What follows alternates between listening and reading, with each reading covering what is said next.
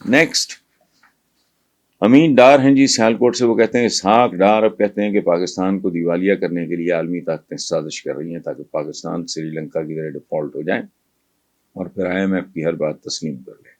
یا ڈار صاحب ایک بار پھر قوم کو ٹرک کی بتی کے پیچھے لگا رہے ہیں۔ امین ڈار صاحب تھینک یو ویری مچ، لیکن یہ جھوٹے لوگ ہیں، سرتا پا جھوٹ۔ جب یہ نیا اسحاق ڈار آیا تو کیا یاد ہے، لبو لہجہ یاد ہے، میں جانتا ہوں فلاں یہ وہ IMF کو، جیسے وہ مطلب کسی پان شاپ میں پارٹنر رہا ہو یا سائیکلوں کی دکان پہ حصے داری، تو یہ تو نہیں ہے۔ اب دیکھیں، دوسری بات، ہمیں یہ سوچنا بند کر دینا چاہیے کہ کوئی ہمارے خلاف سازش کر رہا ہے۔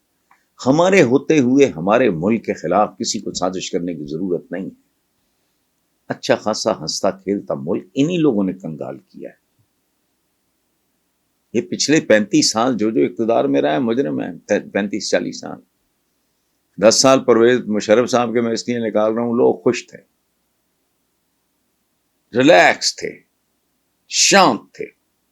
سچی بات ہے، بھلے وہ فوجی حکمران ہو یا غیر فوجی ہو، سچی بات کرنی چاہیے۔ نہ ان سے کوئی دوستی، نہ ان سے کوئی دشمنی، نہ ان سے کوئی دوستی اور نہ ان سے کوئی دشمنی، تو سچی بات ہے، آپ بھی جانتے ہیں، میں بھی جانتا ہوں۔ تو سری لنکا ڈیفالٹ ہو جائے، آگے کیا ہے، کیا پلے ہے آپ کے، مجھے بتائیں۔ پاکستان کے خلاف سے دیکھیں، طاقتور بندہ کمزور کے خلاف سازش نہیں کرتا، اس کو ایک ٹاپ مارتا ہے، کافی ہوتی ہے۔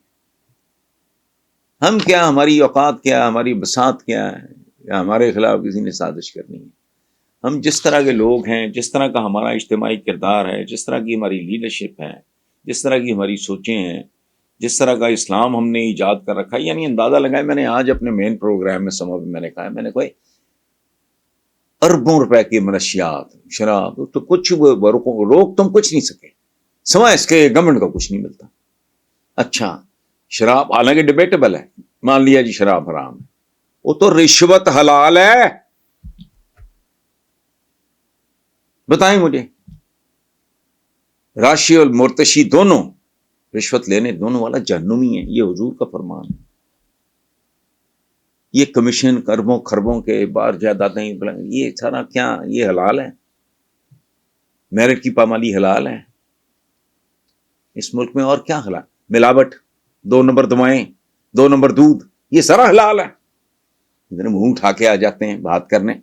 سو ہم جب تک اپنے آپ کو خود احتسابی نہیں کریں گے، اس وقت تک کسی کو سازش کرنے کی ضرورت نہیں ہے۔ ہم یہاں تک پہنچے ہیں اپنی سازشوں کے نتیجے میں، اپنی خباثتوں اور ہمزدگیوں کے نتیجے میں یہاں تک پہنچے، اور کوئی ایسی بات